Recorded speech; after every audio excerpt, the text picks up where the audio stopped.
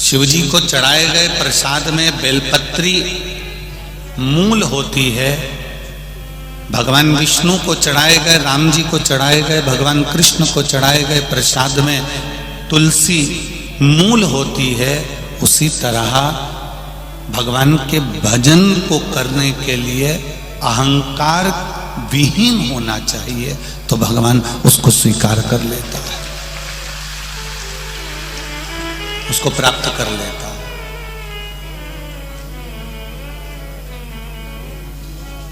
हम जब अहंकार को छोड़ देते हैं, हम जब अहंकार को त्याग देते हैं, अहंकार को हम जब हटा देते हैं, तब हम जो भजन करते हैं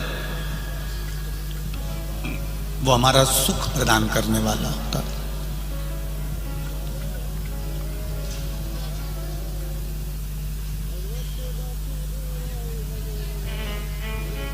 बहुत सारी गीली लकड़ी है, लकड़ियों का ढेर लगा हुआ है, गीली गीली लकड़ी है, और गीली लकड़ी अब जले कैसे?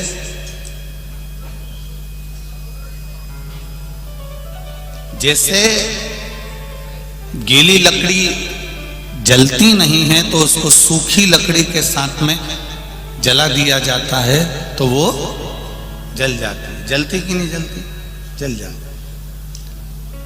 गीली लकड़ी सूखी लकड़ी का संग पकड़कर जल जाती है। उसी तरह बुरा व्यक्ति किसी अच्छे व्यक्ति का अगर संग पकड़ ले, कोई भजनावली का, कोई कीर्तनी का, कोई मंत्र जाप करने वाले का, कोई नाम जाप करने वाले का, कोई कीर्तन करने वाले का, कोई स्मरण करने वाले का अगर संग पकड़ लेता है तो निश्चित है वो भी तर जाता है, पार उतर जाता है।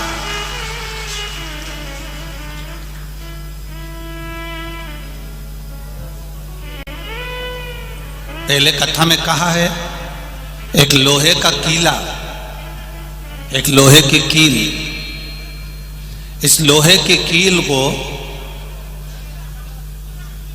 नदी के उस पार लेकर जाना है। तुम्हें नहीं जाना है, केवल कील को नदी के पार जाना, केवल उस लोहे के कीले को नदी के पार उतारना।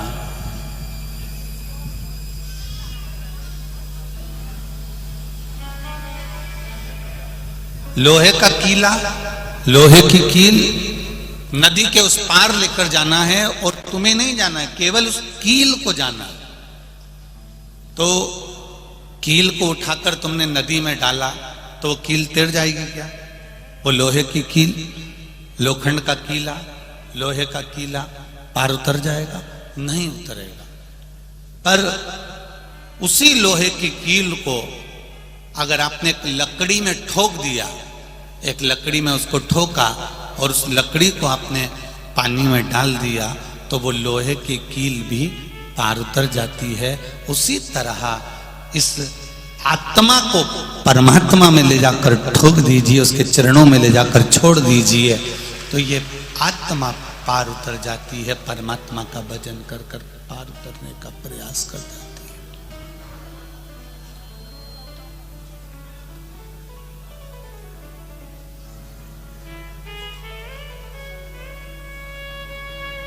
बहुत गहरा संसार सागर, भव सागर बहुत गहरा है।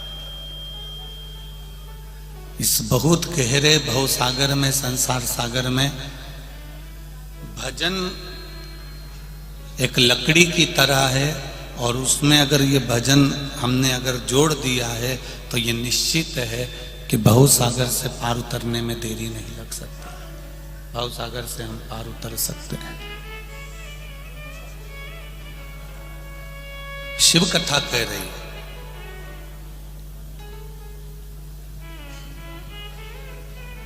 भगवान शंकर का संवाद कह रहा है, शिव तत्व कह रहा है।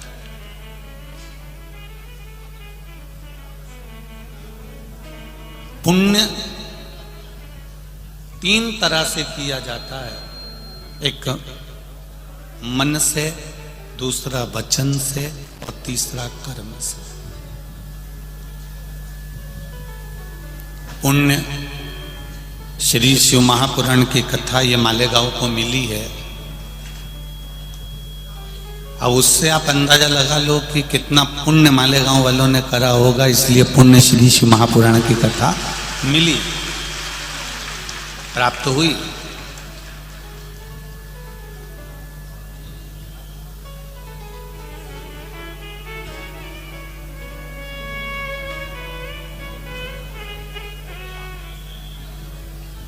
कई लोग कहते हैं गुरुजी हमने व्रत रखा, हमको पुण्य मिलेगा कि नहीं मिलेगा? हमने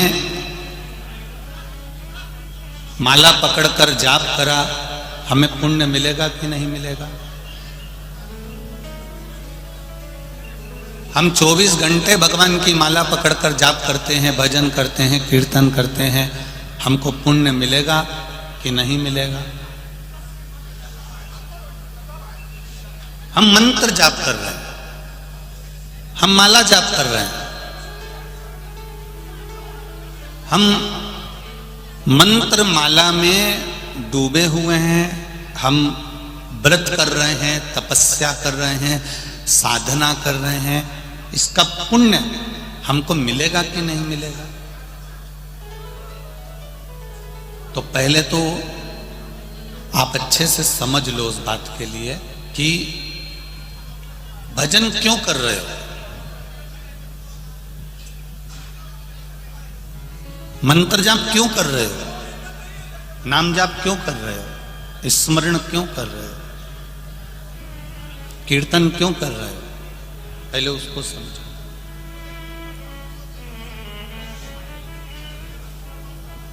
हमने पुण्य कमाने के लिए कोई मंत्र का जाप नहीं करा, हमने पुण्य कमाने के लिए भगवान का भजन नहीं करा।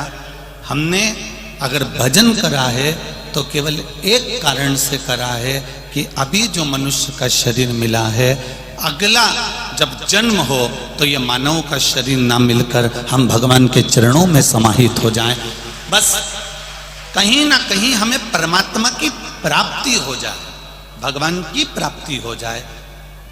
भजन करने का केवल एक कारण है, परमात्मा को प्राप्त कर।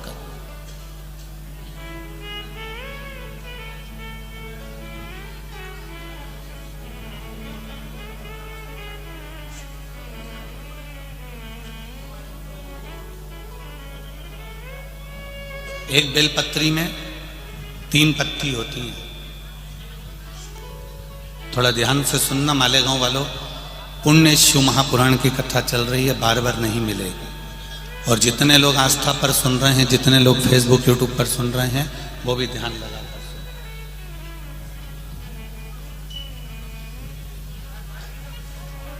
पुण्य शिव महापुराण की कथा की ये 3 बेलपत्र में 3 पत्तियां होती हैं।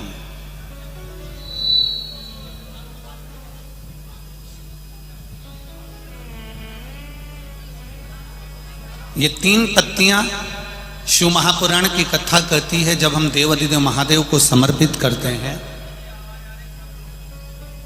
जब हम भगवान शंकर को ये 3 पत्तियां समर्पित करते हैं, तो हमारा वर्तमान, हमारा भविष्य और हमारा पूर्व का किया हुआ जो भाग है, वह भी केवल एक बेलपत्र जब हम भगवान शंकर को समर्पित करते हैं, तो हमारा वर्तमान, हमारा भविष्य और हमारा भूत जो निकल गया, वो तीनों ही भगवान शिव उसको संवार देते।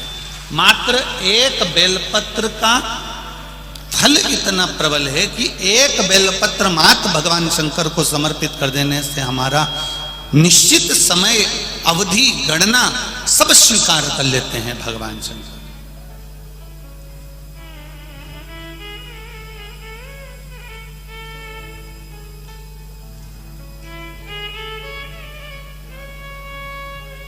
एक बेलपत्र की 3 पत्तियां नहीं है। एक बेलपत्र में जो ब्रह्मा विष्णु महेश हैं, एक बेलपत्र में जो हमारा जीवन है, एक बेलपत्र में जो हमारे देव अधिदेव महादेव विराजमान है, एक बेलपत्र में जो माँ जगज्जननी दुर्गा भवानी विराजमान है, एक बेलपत्र में जो नारायण लक्ष्मी विराजमान है, एक बेलपत्र में जो ब्रह्मा ब्रह्माणी विराजमान है, एक बेलपत्र के अंतर्गत जो मेरे देव अधिदेव महादेव की 64 योगनियां विराजमान है। एक बेलपत्र के अंतर्गत 33 कोटि देवी देवता विराजमान है। एक बेलपत्र के अंतर्गत संपूर्ण ब्रह्मांड का सुख विराजमान है। वो बेलपत्र कोई साधारण नहीं होती। शिव को चढ़ा देने पर वो बेलपत्री का सुख हमारे जीवन पर्यंत प्राप्त हो जाए।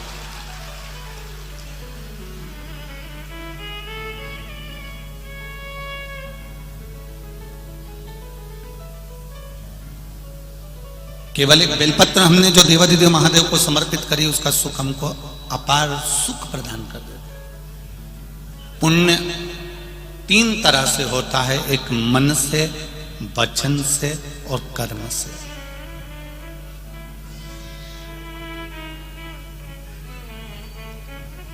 अब जरा ध्यान देना,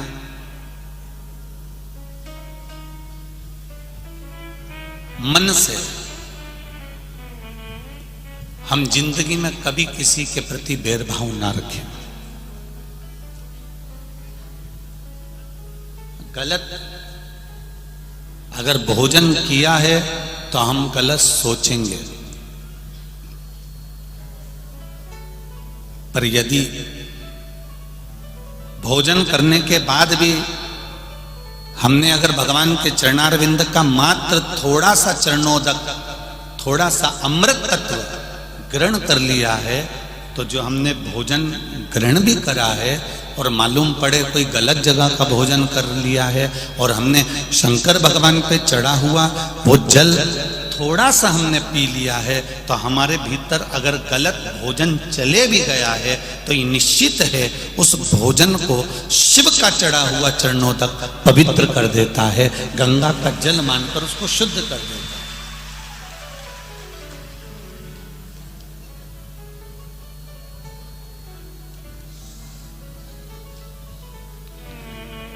दो विष होते हैं, 2 तरह का विष होता है। एक विष भोजन में मिलाया जाता है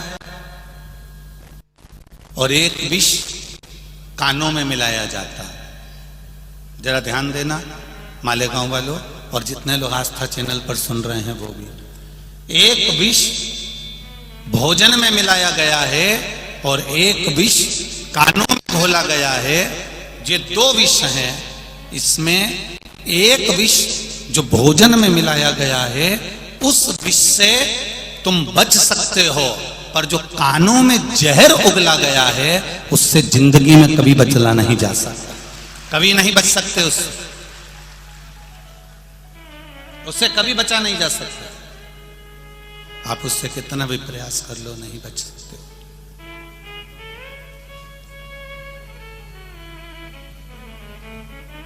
भोजन का विष निकल सकता है, पर कानों में जो घुला हुआ विष है ना, ये जिंदगी भर नहीं निकलता। एक सास ने अगर बहू को अपशब्द कह दिया है, जेठानी ने देवरानी को अपशब्द कह दिया है, एक बेटे ने बाप को अपशब्द कह दिया है, एक भाई ने भाई को अपशब्द कह दिया है, एक बहन ने बहन को अपशब्द कह दिया है, किसी मोहल्ले के व्यक्ति ने, कॉलोनी के, सोसाइटी के व्यक्ति ने अपशब्द कह दिया है।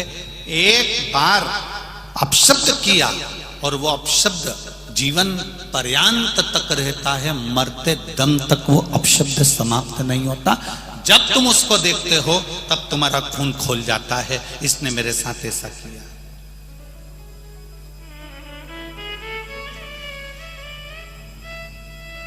इसने मेरे साथ ऐसा किया, इसने मेरे साथ ये कर दिया, इसने मेरे साथ वो कर दिया। ये अपशब्द का जो विष है, ये विष जो अपशब्द का विष है, जो कानों में घोला जाता है, ये मनुष्य की जिंदगी को बर्बाद कर देता है। जितना शरीर में गया हुआ जहर, जितना शरीर में भोजन के साथ गया हुआ जहर काम नहीं करता, उससे ज्यादा काम करता है कानों में गया हुआ जहर।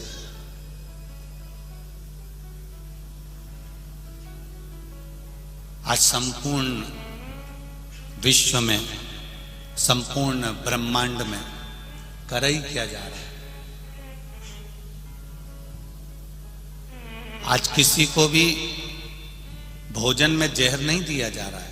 आज के जमाने में सबसे ज्यादा जहर उगला जा रहा है तो इन कानों में उगला जा रहा है।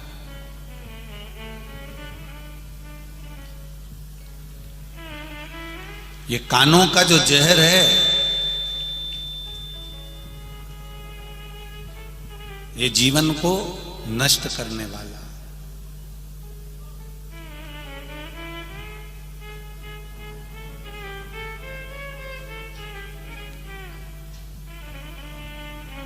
इसको हमें समझना चाहिए।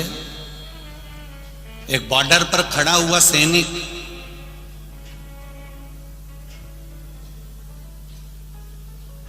भारत और चीन की बॉर्डर पर खड़ा हुआ है, कहीं कहीं की बॉर्डर पर खड़ा हुआ है।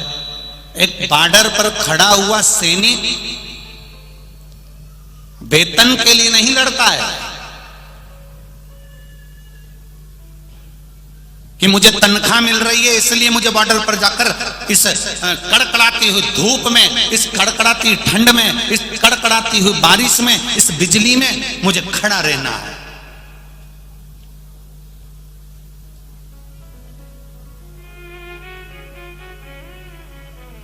एक बॉर्डर पर खड़ा हुआ सैनिक वेतन के लिए नहीं लड़ता।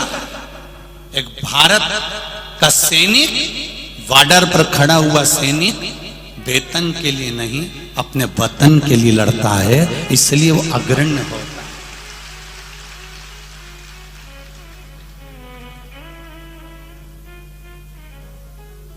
वो वतन के लिए लड़ रहा है, अपने राष्ट्र के लिए।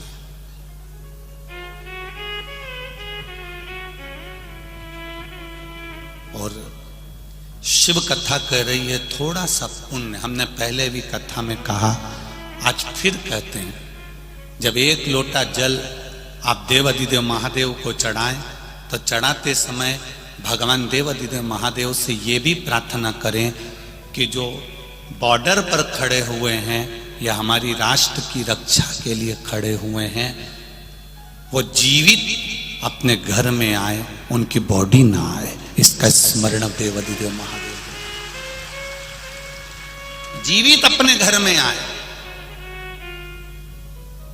एक लोटा जल हमें वो बॉर्डर पर खड़े हुए सैनिकों के लिए, जो राष्ट्र की सेवा में लगे हुए ये आदिक सभी लोग हैं, इनके लिए भी हमको एक लोटा जल समर्पित करना चाहिए कि राष्ट्र के लिए लड़ रहे हैं।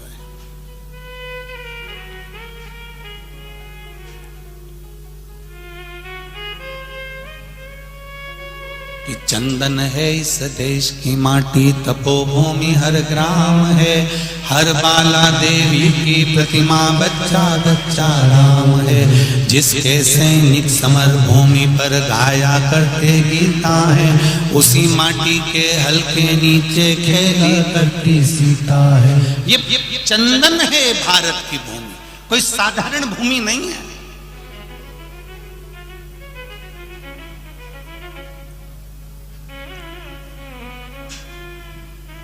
केवल एक थोड़ा सा विष कानों में घोला जा रहा है, थोड़ा सा विष तुम्हारे कानों में दिया जा रहा है धर्म को बदलने के लिए, सनातन धर्म को तोड़ने के लिए। तो तुम्हें भी कह देना चाहिए, मैं विष खाने को तैयार हूं पर धर्म बदलने को तैयार नहीं।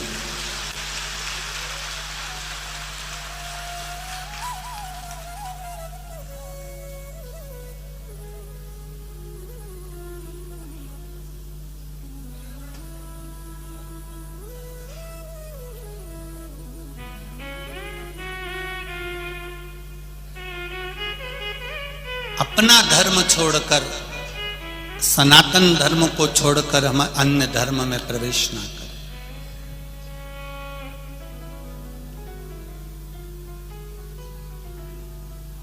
शिवाजी की भूमि है महाराष्ट्र, मराठवाड़ा। ये महाराष्ट्र, जिस महाराजा शिवाजी ने अपना प्राण लाकर रख दिया था केवल इस राष्ट्र को बचाने के लिए, धर्म को बचाने के लिए, संस्कृति और सभ्यता को बचाने के लिए।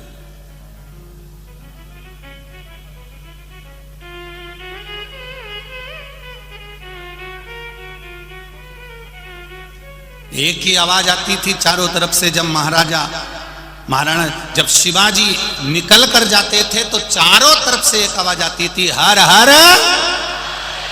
महादेव। वो हर हर महादेव का शब्द शिवाजी से भी पूछा गया कि ये शब्द तुमको दिया किसने है? तो शिवाजी कहते हैं ये मेरी माँ का दिया हुआ शब्द है। मेरी माँ कहती है मैं तेरे साथ हर पल नहीं रह सकती, मैं तेरे साथ हर जगह नहीं जा सकती, मैं तेरे साथ हर युद्ध में शामिल नहीं हो सकती, पर बेटा शिवा, ए शिवाजी, माँ कहती है मैं भले तेरे साथ ना हूं पर मेरा शिव तेरे साथ में हर समय रहेगा। वो हर हर महादेव के रूप में रहा, वो आज भी साथ में, हर पल, हर घड़ी, हर क्षण।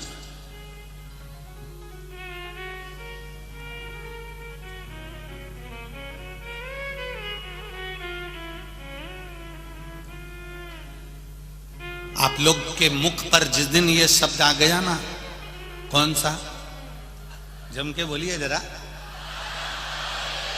जिस दिन आपके मुख पर यह शब्द आ गया, आप हमेशा कहते हो वहां तक जाना है, अरे काय को चिंता करता, मेरे पास गाड़ी है, मैं अब भी लेके आता हूं। लड़ाई हो गई, मेरे पास में मेरा भाई है, वो सब निपट लेगा।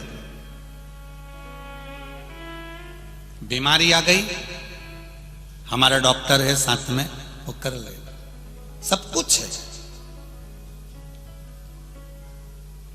एक जरा सा तुमको कोई वहां से चल के तुम आई और वहां जाके खड़ी हो गई और तुम्हें कोई अंदर बैठने नहीं देता है, तो तुम क्या करती हो? अभी रुक जा। और उन्हें धीरे से पर्स निकाला, उसमें से मोबाइल निकाला और उसने फोन लगा कर कह दिया, लो बात कर लो जरा, हम अंदर नहीं बैठने देंगे। जब बोल दिया ना नहीं बैठने देंगे तो नहीं बैठेंगे, तो बात करना मोबाइल पे। और उसने जो मोबाइल पकड़ाया और मोबाइल पे जैसे ही बात करी, इतने देर में तो आइए भाभी जी बैठी,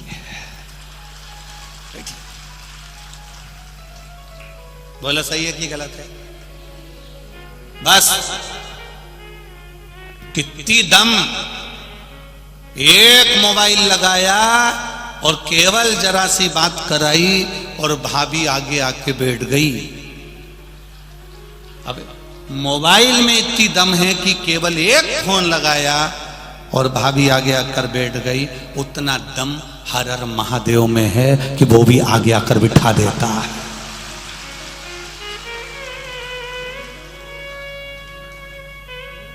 कोई आगे नहीं बैठने दे रहा है, कोई काम अटक गया है, कोई काम रह गया है, तो फिर मोबाइल लगाया जाता है, मैं यहाँ खड़ी हूं तो मुझे लेने आ जाओ, बहुत भीड़ है, मैं बाहर खड़ी हूं तो मुझे लेने आ जाओ। उसी तरह एक शब्द हम भी देवादिदेव महादेव से कहते हैं, हे भोले बाबा, संसार सागर में भटका हुआ हूं, पड़ा हुआ हूं, बहुत कष्ट में हूं, आप मुझे संभालने आ जाओ। तब देवादिदेव महादेव डमरू बजा देते हैं और आपको अपना ले, अपना ले। कितना विश्वास होगा। एक पत्र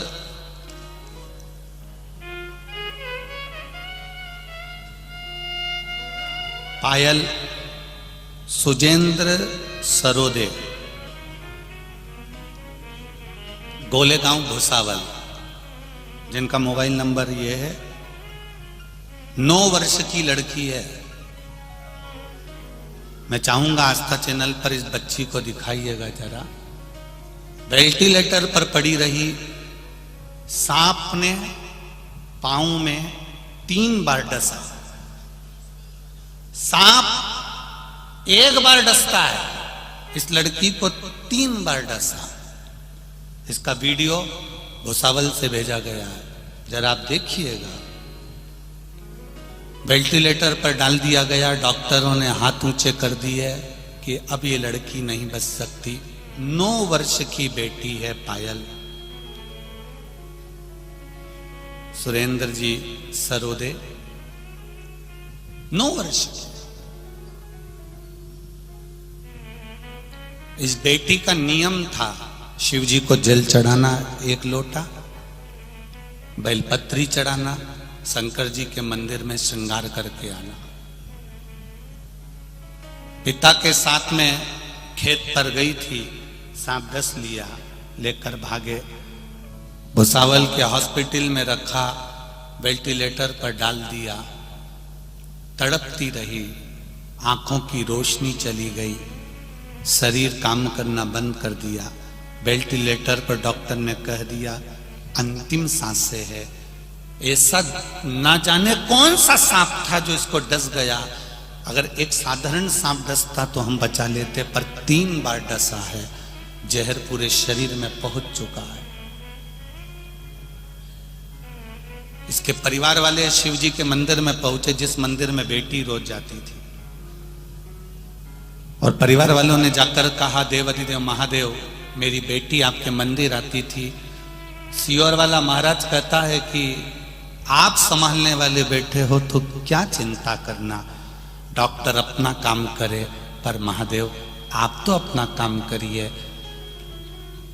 जल ले गए, बेटी के मुख में बेलपत्री का टुकड़ा मसल के बस रख दिया, क्योंकि शरीर में कुछ जान तो थी नहीं।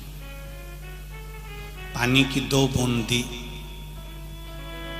बेटी के शरीर में हलचल उत्पन्न हुई, हलचल हुई, हिलना प्रारंभ करा, और बेटी को धीरे धीरे कर कर होश आया। आंखें चली गई थी, रोशनी खत्म हो गई थी, 3 दिन तक आंख में रोशनी नहीं थी। धीरे से होश में आई, होश में आकर हाथ पैर तड़प रहे थे, आंख की रोशनी भी भोलेनाथ ने वापिस दे दी, और आंख की रोशनी आते से ही मां के गले लगकर कहती है मां, नंदी पर चढ़कर कोई आया था,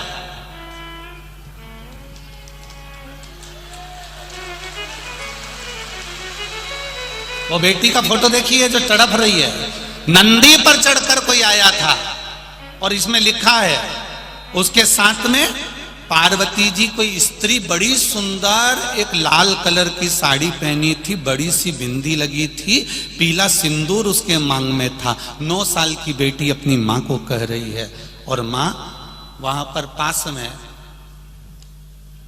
वो सियोर वाला महाराज भी खड़ा होकर श्री शिवाय नमस्तुभ्यम चिल्ला रहा था। और बेटी का कितना प्रेम होगा जरा सोचिए। और बेटी होश में आ गई, और बेटी आज ठीक है, थोड़ा शरीर में कष्ट जरूर है, पर उस बेटी ने यह पत्र भुसावल से भेजा है, मैं बहुत बहुत धन्यवाद दूंगा। इस पत्र को जो लेकर आए हैं उनको भी, और उस बेटी के लिए हम सब एक बार कहेंगे श्री शिवाय नमस्तुभ्यम। फिर से कहिए श्री शिवाय नमस्तुभ्यम। स्वस्थ हो, अतिशीघ्र स्वस्थ। ये शिव तत्व, ये शंकर, कितना विश्वास। एक पत्र और देखिए, हम पूरे पत्र तो अभी पढ़े नहीं है, पर थोड़ा पत्र और देखिए।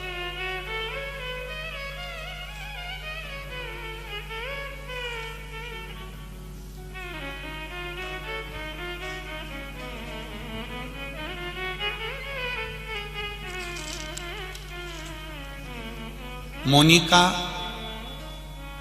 हरीश जी मोरे, कहीं बैठी हो तो हाथ हिलाइएगा, कहीं बैठी हो तो हाथ हिलाइएगा। दिख गई है क्या? दिख गई हो तो हाथ जरूर हिलाएं, दोनों हाथ हिला दें। अच्छा ठीक है, दिख गए, दिख गए, ठीक है। मोनिका हरीश जी मोरे, गुरुदेव, रहने वाली मालेगांव कैंप सोनारी गली यहां से हूं।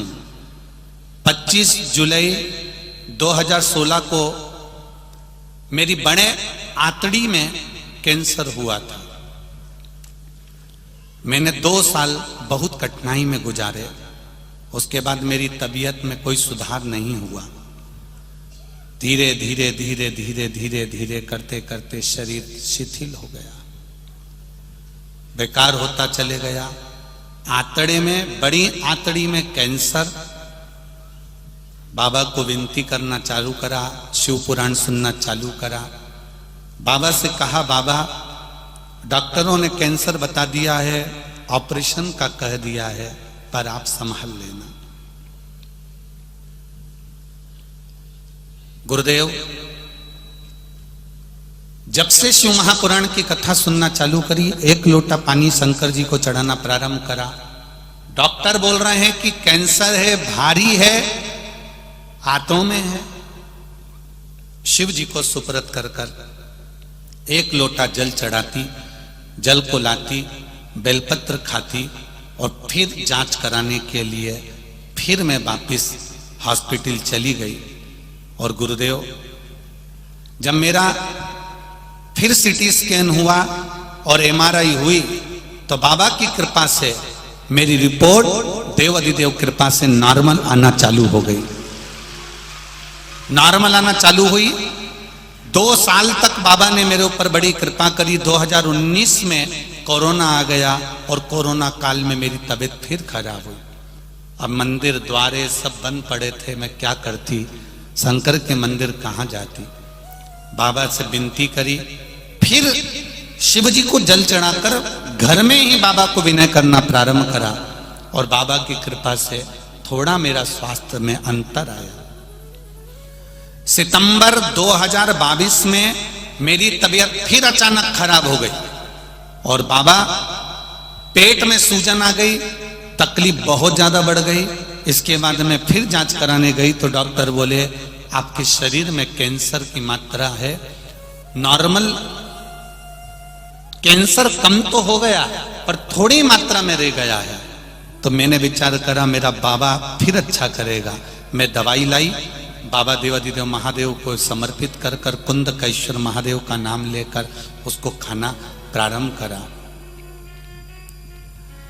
नासिक के हॉस्पिटल में 8 अक्टूबर को मैं जांच कराने के लिए फिर पहुंच गई और बाबा की कृपा ऐसी हुई कि बाबा रिपोर्ट फिर नॉर्मल बाबा ने बना दी। ये मेरा शिव है, ये मेरा शंकर, ये औघड़ी बैठिए बहन, श्री शिवाय। ये शिव तत्व है, उसको जानना, उसको समर्पित हो जाना। बाबा हमारा है और हम बाबा के। बोल बम का नारा है और बाबा है सहारा। बाबा एक सहारा। शिव को अपना बनाइए, शंकर को अपना बनाओ। मेरे राम जी महाराज भी जब समस्या में घिर गए थे तो 1 लोटा जल मेरे राम जी ने भी चढ़ाया था और उसको आप किसी भी फोटो में देख सकते हो। रामेश्वर धाम की जब स्थापना करी तो शंकर जी पे जल चढ़ा रहे हैं मेरे राम जी महाराज कि मैं लंका पर विजय प्राप्त कर लूं। भगवान कृष्ण के यहाँ संतान नहीं हुई तो उन्होंने भी शिव जी की आराधना करी गर्गाचार्य बाबा के कहने पर। जब मेरे देव जितने भी देवता हैं ये शंकर की आराधना करते हैं तो हमारा भी फर्ज बनता है कि हम बाबा की आराधना कर कर अपने जीवन को सुखी बना सकते हैं, सुखी बना।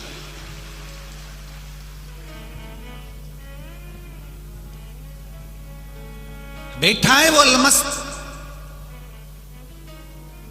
पिता का दरवाजा और परमात्मा का दरवाजा कभी बंद नहीं होता।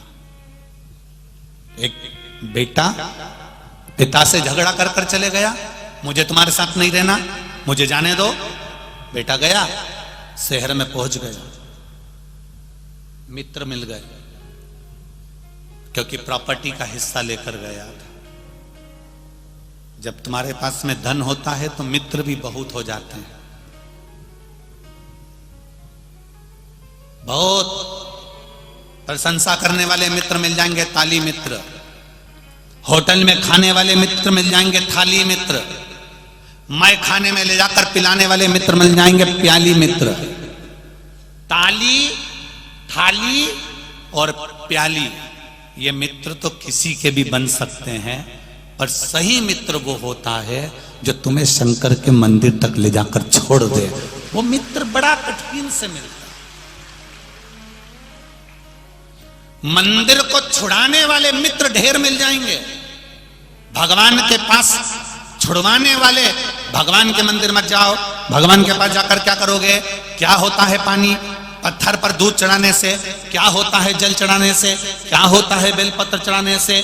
भगवान को छुड़ाने वाले, भगवान से दूर करने वाले, परमात्मा से दूर करने वाले मित्र बहुत मिल जाएंगे, पर परमात्मा के करीब भेजने वाले, भगवान के पास लेकर छोड़ने वाले मित्र बहुत कम मिलते हैं। जो आपसे कहें चल गाड़ी पे बैठ, अभी अपन शंकर जी को लोटा भर के जल चढ़ा के आते हैं, चल गाड़ी पे बैठ, अभी दर्शन करके आते हैं, चल अपने मालेगांव में कथा हो रही है, 25 किलोमीटर दूर है, चल गाड़ी पे बैठ, 25 किलोमीटर तक चलते हैं।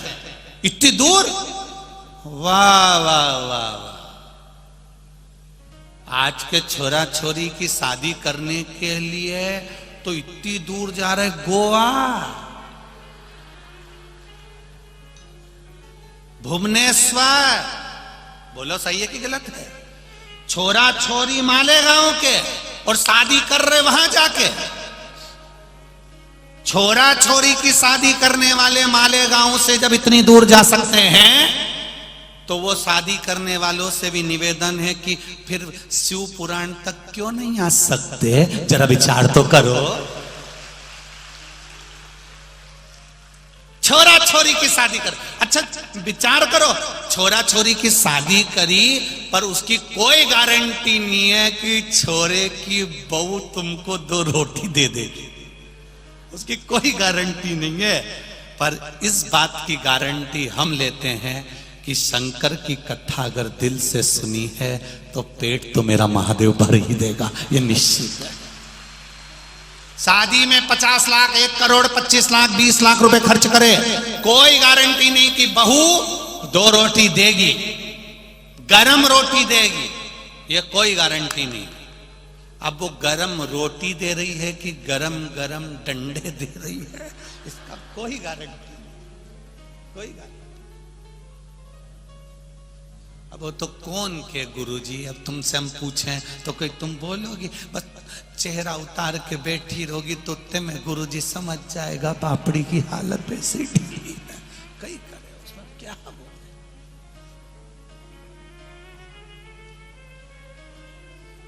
50 लाख रुपए खर्च करने के बाद भी गारंटी नहीं है कि बहू तुम्हारी सेवा कर लेगी, परिवार के लोग तुम्हारी सेवा कर लेंगे। इतना बड़ा महल बनाया, बंगला बनाया, 4-4 गाड़ी, 25-25 लाख की, 30-30 लाख की गाड़ी रखी, तो भी गारंटी नहीं है कि तुम्हारी दुख की घड़ी में तुम्हारे परिवार वाले खड़े मिलेंगे। जब शरीर में रोग होता है, कष्ट होता है, बीमारी होती है, अकेले वेंटिलेटर पर पड़े होते हो, अकेले आईसीयू में पड़े होते हो, डॉक्टर आता है दवाई देकर चेक कर कर चले जाता है, परिवार वाले कमरे के बाहर, आईसीयू के बाहर, वेंटिलेटर के बाहर, बाहर खड़े हैं, बस बैठे बैठे सोच रहे बहुत अच्छा है, क्या पता क्या हो गया, आंख में आंसू भी आ रहे, भगवान इनको ठीक कर देना। भगवान बोले पूरी जायदाद के तुम हिस्सेदार हो, पूरी जायदाद, पर किसी के दुख के हिस्सेदार नहीं हो। मनुष्य को अकेला भोगना है, कोई दूसरा नहीं भोगे, अकेला। कितनी विचित्र कथा है वो रत्नाकर की, कितनी विचित्र। तमसा नदी के तट पर जंगलों में बहुत सारे जंगल में रहने वाले, वन में विचरण करने वाले आदिवासी गण रहते, जो वहां से निकल कर जाता उसको लूट लेते।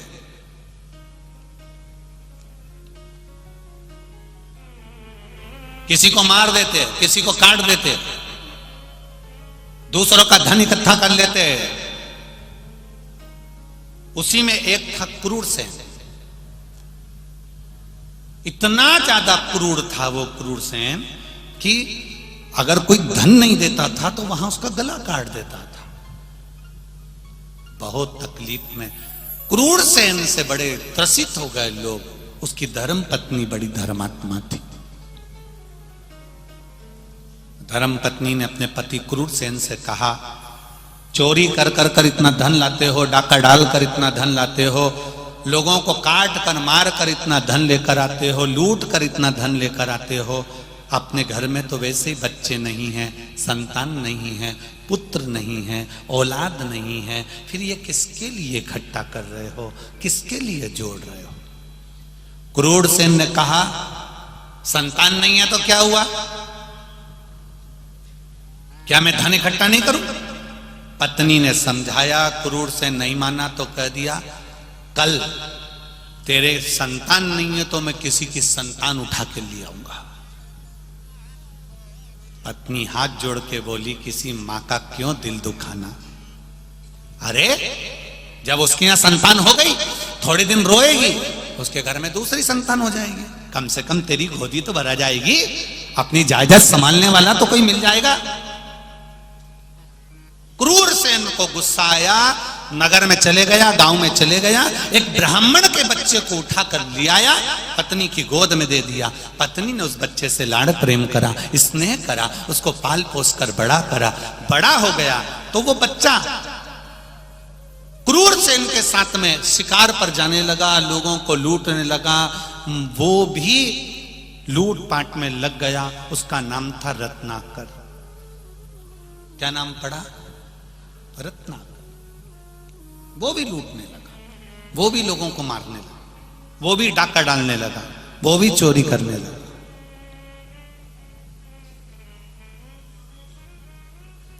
मां को बड़ा दुख होता कि मेरी औलाद, बताओ, ये भी ऐसा काम में लग गई।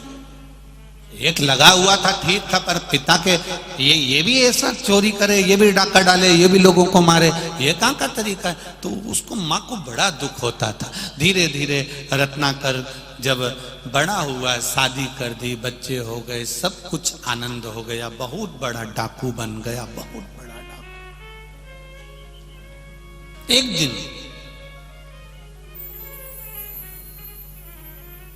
संत निकल कर जा रहे थे, उनके साथ में देवऋषि नारद निकल कर जा रहे थे। श्रीमन नारायण, श्रीमन नारायण, श्रीमन नारायण।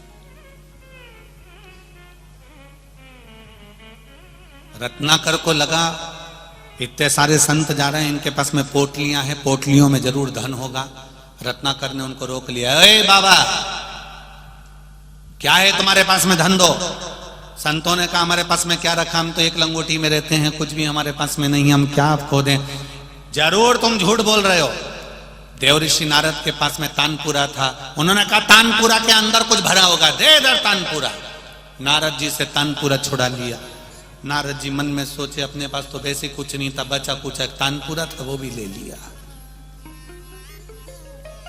वो भी चले गए। नारद जी को बड़ा दुख हुआ।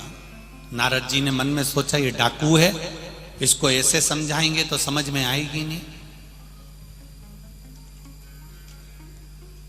नारद जी ने कहा, मेरे पास में बहुत सारा धन है, पर शर्त केवल एक है। क्या शर्त? धन मैं दूंगा, पर उस धन के हिस्सेदार तेरी पत्नी, तेरे बच्चे, तेरी माता, तेरे पिता, तेरा भाई, सब कुछ धन के हिस्सेदार होंगे। पर तू जो चोरी कर रहा है, जो गलत काम कर रहा है, इसके हिस्सेदार क्या तेरे परिवार वाले होंगे? देवऋषि नारद ने जब कहा, रत्नाकर हंसकर बोला, मेरी पत्नी, मेरे बच्चे, मेरे हर चीज के हिस्सेदार हैं, तो मेरे कर्म के भी हिस्सेदार मेरे पत्नी और बच्चे रहेंगे। नारद जी ने कहा, हम यहीं पर हैं, पहले उनसे लिख कर लिया, हम तुझे बहुत सारी दौलत दे देंगे। ओ रत्नाकर बोला कि तुम कहीं भाग गए तो? नारद जी बोले, हमको पेड़ से बांध के चले जा, ले रस्सी। रस्सी से पेड़ से बांध दिया देवऋषि नारद को और संतों को। रत्नाकर अपने घर गए, अपनी पत्नी और बेटे को बुलाया, अपनी माँ को बुलाया, पिता को बुलाया, कहा मेरे पास में जो धन है उसका हिस्सेदार कौन कौन है? पत्नी कहती है मैं हूं, बेटा कहता है मैं हूं, पिता कहते हैं मैं हूं, मां कहती है मैं हूं। अब रत्नाकर ने पूछा, मैंने लोगों को मार डाला, मैंने लोगों का खून खच्चर कर दिया, उस पाप का, मेरे दुख का, मेरे कर्म का हिस्सेदार कौन कौन है? इतने में पत्नी ने कहा फालतू की बात मत करो, जिसने जो कर्म करा है उसको भोगना पड़ता है, तो तुम मेरे कर्म के हिस्सेदार नहीं हो, ये तो कभी हो ही नहीं सकता। बेटा कहता है पिताजी मैंने कभी नहीं कहा कि आप चोरी करो,